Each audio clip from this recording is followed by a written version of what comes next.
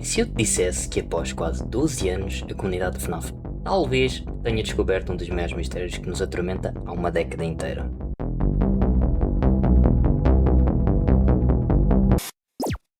Olá a todos e bem-vindos ao primeiro vídeo do meu canal. O meu nome é Paul e hoje trago-vos uma teoria construída a partir de um vídeo que vi no canal do Faden e que achei incrivelmente interessante. O meu objetivo de hoje é tentar organizar a ordem cronológica dos primeiros 7 jogos de FNAF com base nessa teoria, acrescentando alguns pontos e explicações a que cheguei enquanto refletia sobre o assunto. Portanto, para entendermos tudo isto, temos que recuar até o jogo que, na altura do seu lançamento, partiu completamente a timeline de toda a franquia. Five Nights at Freddy's 4. Durante muito tempo, este jogo foi um verdadeiro pesadelo de decifrar. Porquê? Porque ele apresenta factos que parecem impossíveis de coexistir. Por um lado, acreditou-se durante anos que FNAF 4 se passava em 1983, devido a um anúncio que surge na TV num dos minijogos. Por outro lado, vemos a menina dos minijogos com figuras da ação dos Toy Animatronics, bonecos que, em teoria, só poderiam ter surgido após o FNAF 2, que se passa em 1987. Além disso, temos diálogos que sugerem claramente que o famoso incidente das crianças desaparecidas, o MCI, já aconteceu nesta altura, só que ao mesmo tempo vemos que o fato do Golden Freddy continua a ser usado ativamente pelos funcionários da pizzaria. Como é que isto é possível? Não deveria estar lá o corpo da quinta vítima? A grande pergunta que ninguém conseguia responder era esta. Se William Afton já tinha matado as 5 crianças, e o fato do Golden Freddy estava vazio a ser usado pelos funcionários, onde é que estava o corpo? Onde é que ele escondeu o quinto corpo? E se estamos em 1983, como é que os toys já existiam? Portanto, respondendo à primeira pergunta, à dos toys, no caso à segunda, à pergunta dos toys, no vídeo o Faden defende que eles já existiam antes de 87, mas não como animatronics, e sim como brinquedos, figuras de ação ou merchandising. E se pensarmos bem, isso até explica o facto de os nomes dos animatronics de FNAF 2 serem literalmente Toy Freddy, Toy Chica e Toy Bonnie. Voltando à questão do Golden Freddy, é aqui que entra o grande mal-entendido, que nos enganou durante anos a fio. Onde é que está o quinto corpo? A verdade é que a quinta criança nunca foi colocada dentro de um fato, segundo esta teoria. Ou seja, nos últimos anos nós assumimos que o MCI tinha acontecido em 85, só que essa informação foi-nos dada por elementos de mídia NAF que simplesmente não são coerentes com os primeiros 7 jogos, pois vêm de livros ou spin-offs, portanto, tal como o Faden sugere no vídeo dele, eu vou fazer o mesmo e portanto vamos ignorar tudo o que não são ou que não façam parte dos primeiros 7 jogos. Portanto, eu vou apresentar uma parte da minha própria teoria. Portanto, nós sabemos que o incidente das 5 crianças ocorreu na Freddy's, uma localização que abriu em 1983. Nós sabemos isto graças às moedas do FNAF 6, que dizem lá que esta pizzaria está aberta desde 83. Lembrando, claro, que existiam outras localizações, sendo a mais importante de todas até a Fredbear's Family Diner, foi uma das primeiras, se não a primeira, onde estavam o Golden Freddy, ou Fredbear, como quiserem chamar, e o Spring Bonnie. Neste ponto, podemos afirmar que o William matou a Charlie, que é a filha do Henry, na Freddy's, em 83. Eu acredito que Charlie foi morta nesta localização por um motivo. Porque no minijogo original de FNAF 2, Take Cake to the Children, que supostamente representa o assassinato de Charlie, nós estamos a jogar com o Freddy.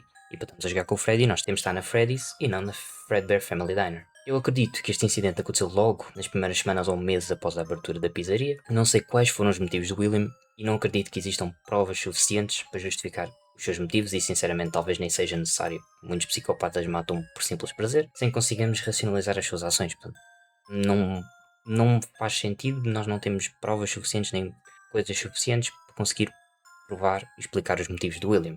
Portanto, assim surge a sua primeira vítima. A primeira vítima de William. Contudo, ela não fazia parte do famoso incidente das crianças desaparecidas. Isto acontece porque, como vemos no minijogo de FNAF 6, William simplesmente deixa o corpo de Charlie à chuva e vai-se embora. Ou seja, não houve um desaparecimento. O corpo está ali e foi encontrado por outros. Esse corpo acabaria por ser possuído pela Puppet, mas é importante lembrar que a Puppet provavelmente foi escondida ao público depois disto. Não porque os funcionários soubessem que estava possuída, mas porque, como podemos ver no minijogo, ela ficou bastante danificada pela chuva.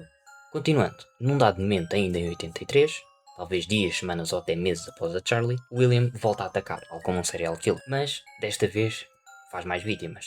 Nesta altura tínhamos 4 animatronics operacionais na Freddy's, o Freddy, Bonnie, Chica e Foxy. Portanto, qual era a ideia? O William escondeu os 4 corpos das suas vítimas na Freddy, Bonnie, Chica e Foxy. E é aqui que entra a teoria do Faden, ou no caso a parte que me deixou mais curioso. Se ele fez 5 vítimas, mas não tinha onde esconder a última, o que aconteceu à quinta criança? O Faden afirma que o quinto espírito, sem um corpo animatrónico para habitar, agarrou-se à única coisa que podia, ao peluche do filho de William Afton. Seria este o espírito vingativo que manipula o Crying Child em FNAF 4, sussurrando-lhe e virando-o contra o próprio pai. Só que eu sinto que há aqui uma lacuna enorme nesta parte da teoria. Não acho que esteja errada, mas sinto que está incompleta. Pensem comigo. 5 crianças desapareceram, mas nunca foi afirmado, oficialmente, que estavam 5 mortas logo ali. Só dizem que elas desapareceram, certo? Sabemos que 4 foram colocadas nos animatronics e morreram. Isso nós temos uma confirmação. Mas nós não sabemos o que aconteceu à quinta. Nunca foi confirmado que ela morreu naquele local. Ela desapareceu, não morreu. E se William simplesmente tivesse raptado? E mais ainda, se eu vos disser que nós jogamos com essa mesma criança e durante todos estes anos ninguém se percebeu? Bem-vindos a FNAF 4, o jogo que representa a história da quinta vítima. A vítima que foi raptada e submetida a experiências terríveis pelo psicopata de William Afton. Mas calma, eu já explico. Obviamente que eu não vou lançar esta bomba e fugir sem me explicar. Portanto, William era esperto. Não é por acaso que mais cedo ou mais tarde ele conseguiu sair ileso de praticamente todos os seus crimes. Fugir ileso da lei, porque nós sabemos o que é que lhe acontece nos minijogos de FNAF 3. Ele não iria matar 5 crianças sem saber o que fazer aos corpos. Ou seja, o seu plano inicial era matar 4 crianças naquele dia de 83. No entanto, algo correu mal. E uma quinta criança, que não estava nos seus planos, apanhou no meio dos seus assassinatos.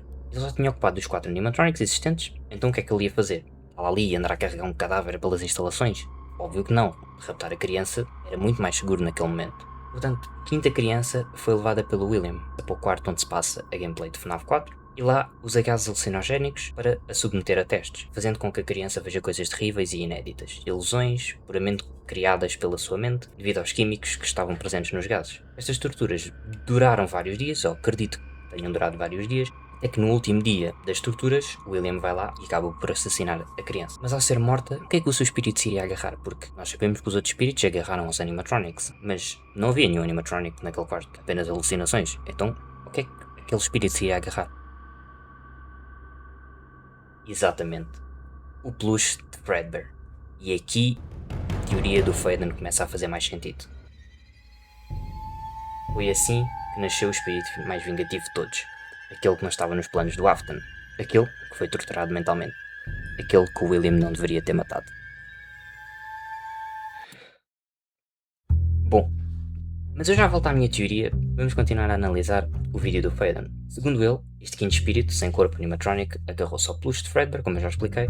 Peluche esse que o William Afton acabou por dar ao seu filho, que conhecemos como Crying Child. Este espírito vingativo que manipula a criança durante os minijogos de FNAF 4, basicamente é o espírito que é a voz na cabeça do rapaz durante os minijogos, até que chega ao dia da festa, o dia da famosa mordida, e o último incidente trágico em 83, ou seja, todos estes incidentes principais, da Puppet, o MCI e a mordida de 83, aconteceram em 83. A teoria do Faden leva-nos também a outra grande revelação focada num dos minijogos mais debatidos da franquia, o Midnight Motorist. A comunidade sempre assumiu que controlávamos o William Afton a fugir depois de um homicídio, provavelmente o da Charlie, mas a teoria vira completamente isto do avesso. A pessoa sentada no sofá a ver TV muito tempo foi acreditada ser o Michael, mas a teoria sugere que na verdade é a mãe deles, do Michael e do Crying Child, a tentar proteger o próprio filho, o Michael, que está severamente deprimido e consumido pela culpa de ter causado a morte do seu irmão mais novo, portanto ele estava fechado no quarto. Então, quem é que é a figura que foge pela janela partida em direção à chuva? É o próprio Michael. Ele foge porque descobriu a verdade sobre crianças mortas e ganha uma missão de redenção para o resto da vida: encontrar os corpos da vítima do seu pai e dar-lhes paz. Exatamente por isso que o guarda noturno que controlamos é despedido no FNAF 1 e no FNAF 2 por mexer nos animatronics e por mau odor. O Michael andava literalmente a retirar os cadáveres em decomposição do interior dos robôs e nós temos provas disto. Esses cadáveres simplesmente surgem espalhados pelo chão da pizzaria nos minijogos do FNAF 2. Graças a isso, o Michael libertou as almas das crianças e quando William se apercebeu, já era tarde. Ele foi à pizzaria procurar os cadáveres, abriu os animatronics e percebeu que não estava lá nada. Portanto, é graças ao sacrifício do Michael que no fim do Pizzeria Simulator vemos 6 túmulos na colina. Mas espera, 6? Não deveriam ser 7? Vamos fazer as contas. Portanto, temos a Charlie, ou a Puppet, Crying Child e as 4 vítimas do MCI. Então e a quinta? Onde é que está a quinta criança? Como é que o seu corpo nunca esteve no fato? Foi completamente apagada da narrativa? Nunca teve um funeral? Nunca teve o seu Happiest Day? O que nos leva ao derradeiro jogo da linha temporal original, The Ultimate Custom Night, ou UCN. Sabemos que este jogo é o inferno pessoal do William Afton, ou no caso é o que nós acreditamos, desde sempre. Mas ele não estava lá sozinho a sofrer. The one you should not have killed. Aquele que não devias ter matado. A quinta criança. O rapaz que foi esquecido. O espírito consumido por tanto ódio que escolheu abdicar do seu próprio descanso, transformando-se num demónio e prendendo-se voluntariamente no inferno apenas para garantir que o seu assassino sofre para sempre, forçando o olhar para os monstros que criou. Calma! E é aqui que eu retomo a minha teoria. Lembra-se de dizer que esta criança, a quinta vítima, era a vítima do quarto do FNAF 4? E lembram-se de referir que as criaturas que lá aparecem são alucinações, provavelmente provocadas por um gás. Ou seja, se são alucinações, é quase garantido que apenas a pessoa que experienciou essas alucinações sabe a aparência exata e detalhada delas, certo? E querem saber uma coisa curiosa? Quem é que aparece em FNAF 4?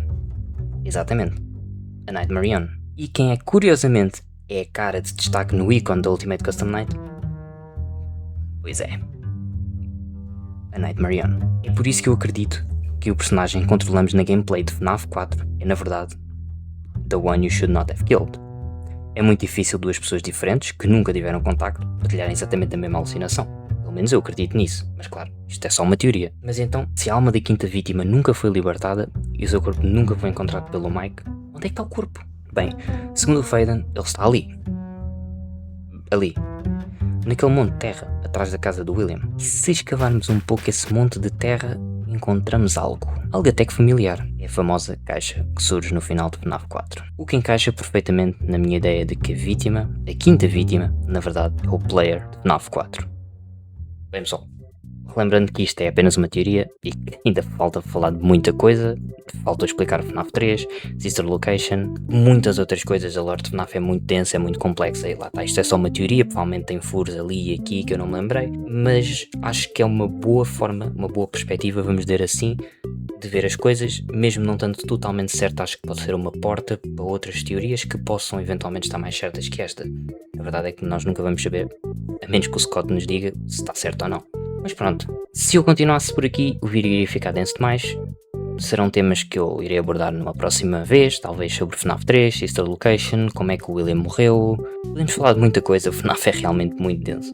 Mas pronto, espero que tenham gostado, comentem o que acharam, outras teorias que tenham, o que não entenderam, ou até algo que discordem da minha teoria. Este é o meu primeiro vídeo, portanto acredito que não esteja excelente, nem bom talvez. Mas obrigado por acompanharem o vídeo até aqui. Até à próxima e fiquem bem. Tchau, tchau!